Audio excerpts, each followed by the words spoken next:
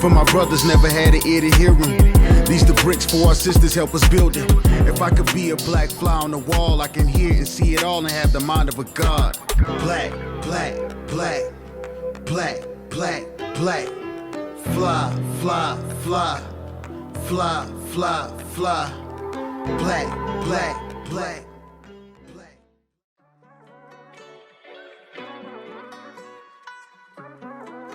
712 vodka, distilled only once from Blue Ridge Mountain water. Alkaline and gluten-free, 712 vodka is perfect for sipping or mixing. When you want to enjoy the finer things in life, serve up 712 vodka and reflect with us on the happenings that have made you who you are. Welcome back to another episode of Black Fly on the Wall Slide. I'm your host. I'm here with some extraordinary gentlemen to talk about an essential conversation of don't let your last relationship ruin your next one, right? So the importance of healing, growing, learning about relationships of all dynamics, of all diasporas, related to relationships of intimate relationships, relationships with your mother, father, business, relationships in general, right? So I think when we sometimes hear relationships, we automatically go and put ourselves in that corner of someone who you've been intimate with, but it's not always related to that. So we're going to dive deep into the importance of being accountable and responsible with the relationships that we have. But before we do that, I introduce my co-host, Sam. Introduce yourself. What's going on, y'all? You already know Sam at Master and the Man. Glad to be here. Absolutely, absolutely. To my left, Rod. Hey, I'm Rod Brown, co-host of the In-Game podcast and an entrepreneur. Absolutely. Lakim. Lakim from New York City, engineer by trade. Lakim D on Instagram. Shout out Black engineers. Yeah, shout out to the Black engineer. My man Sam, he's an engineer as well. Yep, yeah. So shout out to the Black engineers. Shout out to everybody out here getting it. This conversation is don't let your last relationship ruin your next one. But before we can do that, let's take a toast. As always, this sacred time that we have, sponsored by 712 Vodka. 712 is essential to the branding of Black Fly on the Wall because it meshes well with our DNA. 712 pushes their brand, and we love what they're doing simply because of the high pH water that they use from the Blue Ridge Mountains and how 712 is all about making sure that you are inspiring yourself and inspiring others. It's also can be found in ABC stores in North Carolina, in Georgia, in South Carolina. So make sure you go cop a bottle. I think it's important for us to support brands that are in alignment with the excellence that we are portraying. And so that's why we align ourselves with 712, and they've been very good to us. And I think it's definitely a fitting time for us to have these conversations while sipping 712. So shout out to 712 for their amazing partnership. With the first question I have, and Sam, I wanted for you to dive into this, is how have your past relationships prepared you for your newer relationships that you have transitioned into recently or transitioning into in the near future? I think the first thing we go to, like you said, is like romantic relationships. Right. And I wanted to think a little bit outside the box when I heard the title, like don't let your last relationship ruin your next one. And I took it to like my friendships. And I think there was a time in my life where it was like no new friends. Mm-hmm. And the caveat for that was the past relationships that I had that went sour, right? And it was like somebody that you look at as like your brother.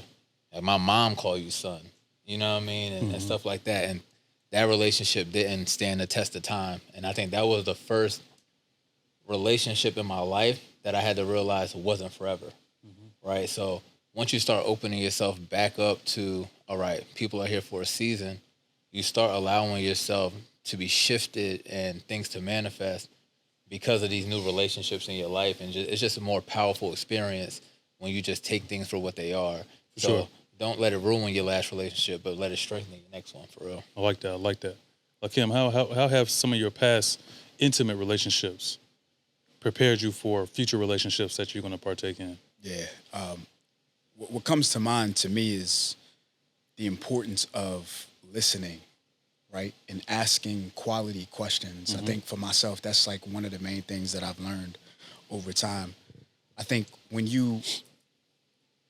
a relationship fails, whether it be an intimate relationship, platonic relationship, it's very sobering, right? It's a sobering experience, and then you have to ultimately evaluate how it is that you showed up in that relationship or did not show up in that relationship. And so for me, as I look at that experience, for me, what comes to mind is asking better questions, right? And questions that are really going to inform you. Because for me, the way that I think about it is the quality of your life is largely dependent on the quality of the questions that you ask, and so of the relationships, right? Like, how beautiful is it to be able to be in relationship with or in relation to, right? Because it's our relationships that really teach us so much about ourselves. For sure. So I think that's one of the main things that I've learned over time in failed relationships is that it's important to listen. It's important to ask informed questions. But then it's also important for you to assess the relationships that you have and how is it that you show up in those relationships. Major key. It's important. It's important. But our like I made the joke like ruined it. Like the last one ruined my next one. But it should. Like when you really think about it, because when you go into that next relationship, 9 times out of 10, you were going as the same person you was in the last relationship. And when I say it ruined it, it's because now I'm forced to grow.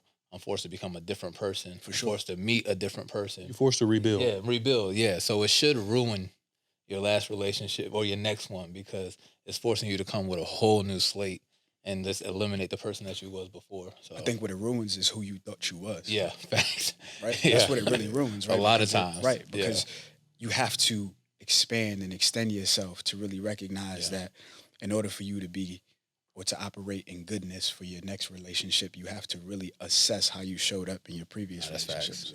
That's right. Yeah. What you, Rod? I would say first and foremost, a couple of relationships that you need to master, or master the knowledge and understanding of. The first one is with yourself, right? And that took forever for me to make sure I love myself. I understood who I was.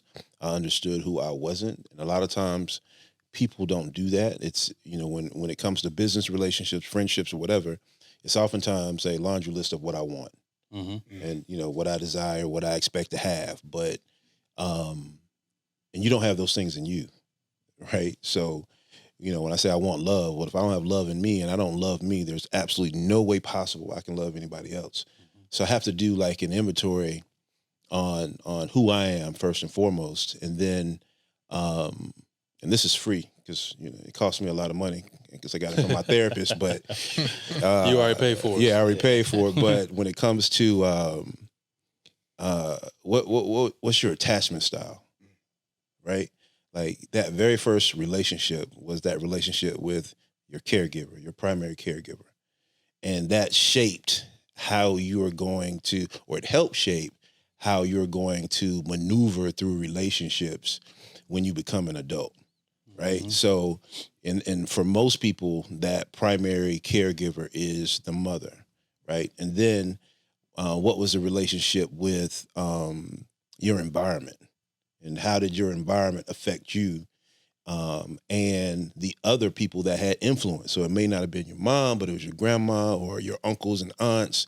What were those relationships like? Because that is going to kind of create a baseline of how you move and navigate, in the future. And my first love, like, broke my heart, like, crushed me. And for years, it was like, all right, this ain't happening again, right? And that was my attitude, right? And so that goes back to that conversation we had before about emotional intelligence. So I reacted to that event versus pausing and letting time happen and then responding to that event. But for years, that situation affected, personal and intimate relationships going forward. Because you're carrying around baggage. Absolutely. And you're carrying around unapplied learning that you should have applied in your last relationship. Like Kim was saying, is that, you're going through these situations to find out what are you supposed to learn? What are you supposed to notate in your mind and your journals? And so that whenever you move on to your next relationship, you're not replicating poor behaviors. I think all people are responsible for carrying their own baggage, emptying out their own baggage before they transition into any type of intimate family, business, partnership, so that you're not continuing to replicate behaviors and continuing to be at your own demise. I think for an example would be, let's say, for instance, like a business venture didn't work out. And then the feedback that you consistently got throughout that business venture was your tone, the way you speak to people, right. The way you go about business, untimeliness, and just overall hard person to work with. If you continue to not address the ability that you're a hard person to work with, you're going to continue to tear down your own legacy, right? Absolutely. And if we're honestly vibrating at a high level, and the frequency that we want to be on is of the same frequency that has our biggest goals, achievements, and attainments, then we have to make sure that we always correct ourselves and make sure that we're always moving in the right direction. Which is tied directly to the law of attraction. Yes. Right? So I'm going to continue to attract whatever I am, yes. or whatever I'm putting out. And yes. so if I don't correct the things that you just talked about correcting, I'm going to continue to do it, regardless of what my desire is. I'm going to continue to do it if I continue to project, certain behaviors, certain thought process. Because law of attraction works either way. If I want to bring in the stuff that serves me, if I want to bring in the stuff that doesn't serve me, if I think about it, if I harp on it, if I, have an attitude towards it, yes. I'm going to receive it. So it's important yes. to do that, that exploratory work to correct those things. Absolutely. And the only other point I want to make about this particular subject is I before I got a relationship, what I consider close to being correct, I never did the work. When it came to school, when it came to starting a business, running a business, selling a business, when it came to coaching, I studied. When it came to faith, I studied and I got understanding.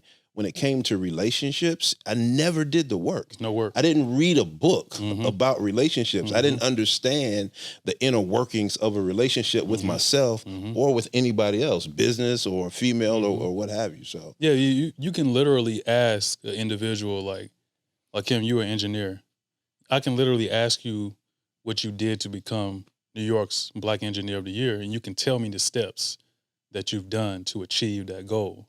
Versus, like Rod was saying, if we have these continued relationships that we're having, typically people cannot list out objectively a list of things that they've done to become a better wife, a better girlfriend, a better friend, a better brother, a better mother, a better father.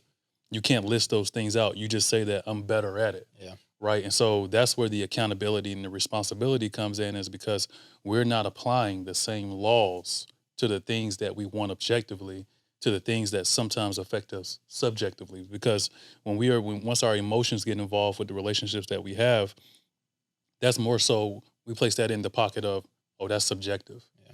Right. Versus the work that we do is objective. So it's easy to apply morals, principles, values, and laws to those things to achieve them. But the same formula is all math. The world that we live in is math. So the same formula applies to the healthy relationships that you have. The same way that we can go, us Black folks, we can go and get a degree.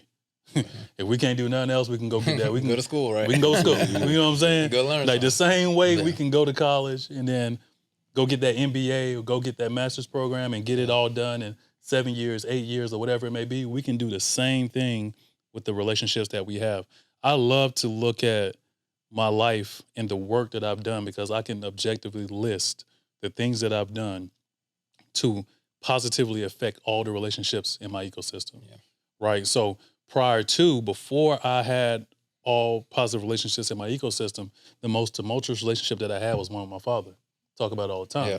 Until me and my father went to therapy together as two men to be able to impact all those years, is almost at that time decades of past negative experiences, and to rebuild that relationship, there was no positivity.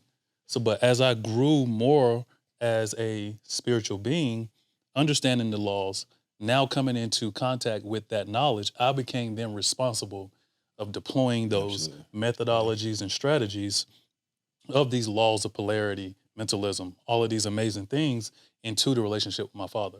And as soon as I did that, boom, the relationship was on the same frequency. One thing that Rod said that really stuck out to me is like, I realized, and it's not true for everybody, but behind a lot of great men is heartbreak. Mm-hmm.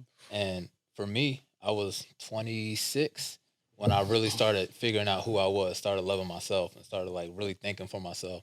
But it came at the expense of a heartbreak. Mm-hmm. You know what I mean? But I had put so much attention on building relationships, trying to get ready for marriage and things, because that's always something that I wanted. But I wasn't a husband. You know what I mean? Mm-hmm. And then it took, all right, well, what is a husband? What are the things that you think you can provide? Who are you as a man? Then you start building those things for yourself, and it's like, all right, now I'm able to give that to somebody, or at least start giving it to somebody. You know, maybe the next one ain't the right one, but maybe the one after that is the right one. And what And you I said agree. was key, because like I was talking to my best friend about this the other day. We was having the same conversation, and it was like, identify a time where you've achieved something amazing that does not have what you considered at the time a negative beginning, or a hard, difficult journey, or a process of getting it. Like, we're all noobs, right? Yeah. So it's like, we understand what a process is, and we understand what achievement is. So it's like, we sometimes shun away the negative and the tough experiences, but we want the thing at the peak, right? And we have the ability to attract that, but we have to go through the process of getting it. And typically, we identify that process of negative, trying, challenging experiences. But the trying, true experiences is what makes us who we are. What's good without bad? You know what I Today. mean? For sure. Right. And I like that Rod introduced the fact that, you know, there's inner work and there's self, right? Because I think it's important to identify, particularly in a failed relationship, what are your burdens to carry, right? I realize that for my very own self, and when I reflect on my failed relationships, intimate or platonic, I take a lot of responsibility for those failed relationships. 100%. But I take a lot of responsibility for all of the burdens, but I had to recognize through therapy that I should only be taking accountability for the burdens that are mine to carry. Yeah. Mm-hmm. And once you do that, that then gives you sort of this set, right? Everything else you could put to the side. It gives you the set that you can now start to work with. I started to also realize too is that it's important for me to be in harmony, meaning that what is it that in order for my relationships to really be effective, what it is that I thought, what it is that I say, and what it is that I do, they all need to be in alignment. Correct. If any one of those three are not, then I'm out of alignment, and therefore my relationships will be impacted by that. So I think it all starts with, though, identifying that you have to do something, right? Because the way in which those relationships failed, it's not just because or just by happenstance. Correct. Right? A lot of times, what's the common thread? You. But doesn't it feel easier though? Like It absolutely feels does. easier to take all the blame. So that's Yes. one of the I love that you said that, because even with the conversation that I have with my homies, it's like, all right, it's easy for you to tell me what someone else did not do right. Yep. But I think it will be a far more effective conversation if we spend time with you identifying what your shortcomings are. 100%. Correct. Because you're moving on past, like, you were involved in that. Let's say it's a business relationship, you and your partner, your business partner, and you all didn't come to Oz and you lost out on $1 million deal. Like, you talking about what they did Fingers doesn't look at the serve plan. you, because At all. they are no longer in the equation. Yep. So you're essentially throwing paint at the wall Right. and hoping that it sticks. And a lot of times what they did is based on their perception of what it is that you did. Correct. Right? So really it all still Accountability is the key. Right. Essentially, it's like, you just have to be accountable for the things that you are. And there's power in a man stopping what he does, backpedaling and saying, you know what? I was wrong. for sure. Like, you know what? I could have said this differently. I could have went about this differently. You know what? I dropped the ball on that. Moving forward, this is the energy that I'm going to have. These are the things I'm going to deploy. And check in with yourself to make sure that in the next one, okay, I was about to say something, but I'm not going to say it. Right? You know, one of the biggest things, like, I'm listening to some stuff from Napoleon Hill right now.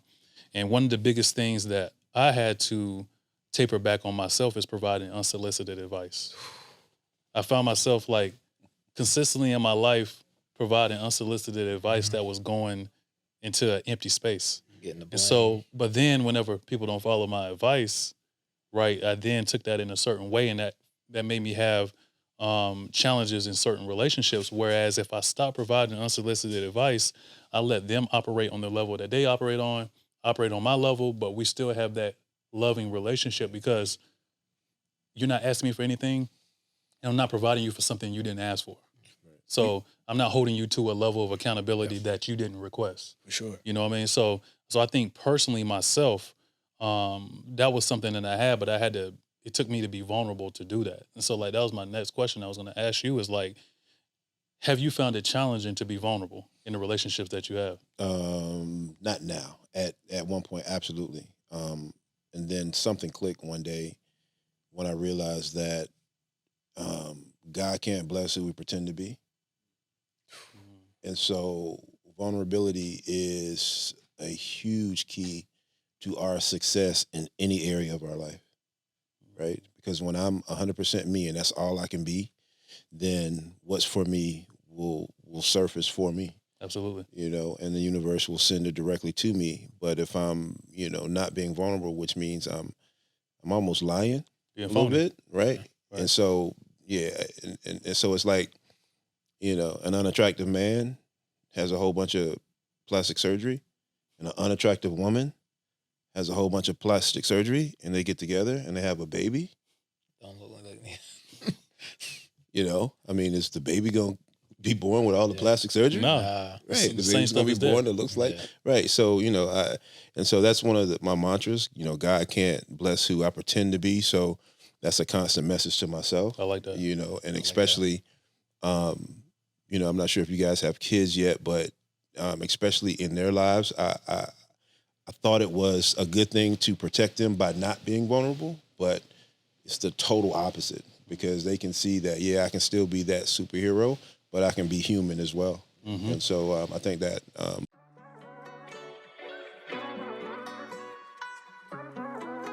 712 Vodka, distilled only once from Blue Ridge Mountain Water. Alkaline and gluten-free, 712 Vodka is perfect for sipping or mixing. When you want to enjoy the finer things in life, serve up 712 Vodka and reflect with us on the happenings that have made you who you are. Nah, man. Two things could be true at like once. That. Absolutely. Yes. Yeah. Yes, and I think that's kind of similar to the conversation that we was having is like redefining weakness, but I think it's also time to redefine strength. Yeah. Like, what is strength? You know what I'm saying? As a man, like, what is the true essence of strength? It can't always be physical strength because you're not going to always be physically strong, right? I think like strength is determined by a man's mental aptitude. Like, what is he able to mentally assess and then quickly deploy strategies? Like Earl Nightingale talks about how a man is quickly able to make a decision, right? Whenever there's a solution that's needed, a man can quickly make a decision and stand on that decision because he has put in the work prior to the decision-making process to be able to then make a decision in a structured and intelligent way. And so I think strength is all about a man's ability to continue to improve his IQ in multiple areas of his life. Emotional intelligence is one that echoed heavily today. I think also, too, just about his overall knowledge, right? I think man should continue to always sharpen his mental capacity of being able to process solutions, problems, emotions, the ways to channel and transmute anger, and the multiple things like that. Because, to be honest with you, many times man fails because he disproportionately manages his anger. Yeah. Right? I think we talked about earlier is like, one of the ways that I manage, I wouldn't call it anger, but I would say least attractive emotional things that fester in me is by hitting the gym, right? So sometimes as young boys, you get mad and you punch the wall, right? That's you disproportionately managing your anger. Yeah. Versus now as men, you say, you know what, let me go hit the gym for an hour. Let me go sit in a sauna. You come back out and none of those problems that you thought were mountains are now molehills. I think with strength, like it is work. right? And I think a lot of times it's the man's ability to, like you said, work on himself mentally, physically, because a lot of times when we're working, we might say, oh man, this don't have anything to do with what I'm doing right now. But we all play Uno, right? So like work is like that draw four. It's just the work that you're doing is just you putting out all the other little cards, and then the universe is gonna shift for you to apply it. So like when you say the young kid gets mad, say he plays sports, now he done punched the wall, he can't play in the game on Friday, it's college scouts. Now your whole trajectory is It's a domino effect. Yeah, because the work that you've been putting in gave you opportunity to manifest itself, and you didn't behave the right way. So It just happened in a game, matter of fact. The kid pushed the ref. And Oh, it was a 15 or 20-yard penalty. Yeah. And the team And they lost. took advantage of that penalty, scored, and the team lost. And it'd be just He that quick. disproportionately Yeah. managed his anger. Just that He got quick. kicked out of the First, game. second, third order and he cost them to consequences. lose a playoff game. it's that trump card, man. Yeah. I agree with you 100%. So everything happens or is manifested twice, right? First in our mind, and then Second in reality. Yeah, then in reality, you know, we can touch it, feel it, see it, or whatever. We can hit it with our senses. So if it originates in our mind first, that's the muscle we need to strengthen. Yes. Right? Because once we strengthen that muscle and that muscle is strong, then everything else will follow suit. So you're absolutely right. Yeah, I like that. That mental capacity has to be strong. Well, Kim, I was going to ask you, have you ever experienced in your relationships more competition than collaboration?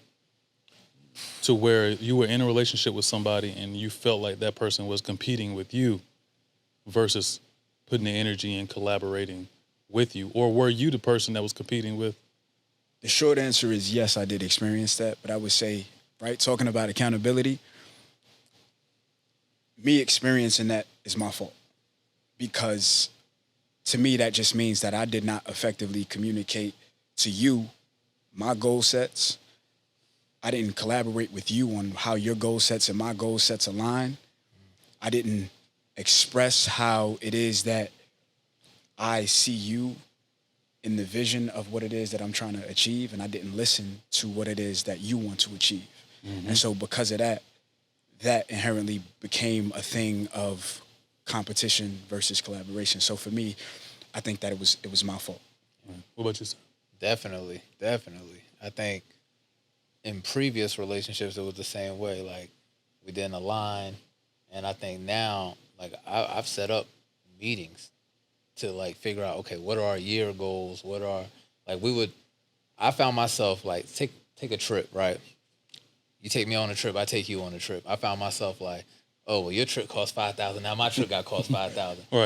Right. But instead, like, now it's like we got a joint account that we just pay for all the trips out of. Right. You know what I mean? We took instead of now we can take even better trips because we're not splitting it like a 50-50 type thing. And everybody talks about the 50-50, but like you said, if you got to align goals, if you got an aligned mindset, your 50-50 looks a lot different than the average person's 50-50. You know, and the thing about 50-50 is that we apply 50-50 to everything else in life. But when it comes down to the relationships that we have, we seem to struggle with the concept. And it's not about, you can erase the mindset of being 50-50. It's just equally sharing the weight. Yeah. Carrying the weight of something. And it doesn't always have to be financial. It doesn't always have to be any of that. It's all about just the mentally being prepared to enter into like a process with somebody, right? Most of the time it's effort. Yeah, just effort. That's really what it is. It's like, you ain't got it this time, I got it. Next time when I ain't got it, you got it. Yeah. It's just very seamless. Like, So you're talking about equity. Yes. Right? It's equitable. Yes. Not necessarily equal, Yes. but equitable, because Yes. you may have to work 10 hours this week on the pod. Next week I may have to work 10 hours. And you only work 2. And as long as we understand that both efforts will propel us to where we're trying to Correct. go, then it should be good. Correct. You got to So have an to- end goal too. gotta have See, to a get lot it of people done. don't have end goals. It's like I'm in this relationship just going day by day, but it's like, So we're not well, working. it's a towards nothing. challenge. It's a challenge to have like sometimes we hyper analyze and we hyper use goals. I think sometimes like we need to focus on the framework. Yeah. Like focus on your system. Like James Clear talks about that in Atomic Habits. Atomic Habits. Like in Atomic Habits, he talks about the importance of establishing a system and a framework and how your system allows you to progress consistently towards an end goal. Yeah. But with your focus being your goals, right, you unable to really ever achieve those goals. It's just like New Year's resolutions. Like you pick up a New Year's resolution, and if you write down all your New Year's resolutions over the last 5 to 10 years, you probably haven't achieved 20% of those because you don't have a framework and you don't have the discipline and you don't have the system to operate within, right? So you have to be structured in the way that you think and go about your business on a daily basis. And that's why I think that it's important, right, to remain agreeable, right, in your relationships, right? Because if we're talking about the expectations versus agreements, in order for me to agree with you, I have to have a conversation with you, right? In order for, if there's expectations, I don't necessarily have to have an agreement, a conversation with you in order for those expectations to be had, right? So that's why I think it's important for, in any relationship, for you to just be agreeable. Because those expectations, as we know, are gonna yield disappointment. Yeah, it's like I was fortunate to see my grandparents be married for 50-something years, and a lot of people are not as fortunate to see that, and but I talk to my grandma all the time, and my son, my grandma, they ain't never had these conversations, right? And they had less than what we have. Right. Absolutely. You would think that our aptitude for relationships would be better with the more that we have, the more education we have, the more money we have, but with them starting off from poor, rural North Carolina, farming, and all of that good stuff, they had less and was able to find equity within their relationship. Everything was a bonus. And then it was like they were then able to find the beauty and the essence of the relationship because they weren't blinded by how many pictures this influencer has of their marriage or relationships on their page, and you haven't posted anything of me and this and that and this and that and this and that. And so it's like, it's almost now where we live in a world of comparisons. Yeah. Where we should be focusing just on the beauty in the relationship that we have. When it comes to social media, most people are comparing someone else's absolute best to their worst. Yeah, true. Digitally modified best. Absolutely. Which is a terrible I'm comparison. like, man, I'm like, yo, like people plan like literally for months what they're gonna show you on their social media. So social media is not the best example of what you should be comparing yourself to. Like, compare yourself to the people that inspire you outside of social media, like the pioneers of civil rights, the pioneers of law, philosophy, right? The people out here that are really out here getting it, who don't got time to post, 4 reels a day at 4 p.m. exactly, 3 or 4 times a week. You know what I mean? Like, focus on the really the core, the foundational, inspirational individuals in your life. And a lot of times you can find those people directly in your ecosystem. You don't have to really go outside of that. Compare yourself to you. Am I better this week? Am I better this week than I was last week? Better a month later? And like you said, man, fall in love with that process, right? When you fall in love with the process, then you're going to hit the goal. You're going to hit the relationship goal. You're going to hit the business goal. You're going to hit the friendship goal. But you got to fall in love with the process, and that's where the work is. Yes. We, like you said, we kind of we're hypersensitive to the goal, to where we want to be. But if I want to lose 20 pounds, I got to eat right. I eat clean every day. So now I got a daily goal, and I got to move 60 minutes a day. Hold yourself accountable to hit the 20 pounds. I don't wake up every morning, I want to lose 20 pounds a day. I want to lose 20 pounds. No, today I need to go to the gym. Today I need to eat clean. There you go. Yeah. You just want to, James Clear says you want to get 1% better every day. Yeah. And so you need to be able to proportionally always measure yourself and ask yourself at the end of the day, have I done 1% more better than I have yesterday? I think. And if you have, and how many people ask that of themselves when it comes to their relationships, though? It's true. How many people? I mean, I don't do that every single day. I know I do have a roadmap now of the things I need to do to help me be better, and then also help my relationships be better. But I want to say that I should be, or I'd like to be, more proactive than reactive. But oftentimes I'm reactive. Like, oh, something comes up, or there's an issue. Oh, let me go do the things I need to do to make sure this doesn't happen again. But I'm being reactive versus following that process all the time. So, absolutely. Yeah, I think with social media in general, it's like, for me, a lot of times it provides me a target, right? If something that I can see and I can say, okay, I want to do that. But like you said, you got to measure it against yourself. And that's why I do YouTube, because it's like I can do a video today and 3 years from now, I go look at a video and it's going to be a total growth and I can see the growth and changes. But a lot of times we compare it to our favorite influencer who's already amassed this type of success and stuff like that. You don't get to see the work. So. You think they've amassed that. Yeah, type you of think thing. so. Yeah. You think the perception. Yeah. Perception is there. Right? Absolutely. Well, amazing conversation, gentlemen. Don't let your last relationship ruin your next one. Don't do it. Focus on yourself. Focus on the trueness of self.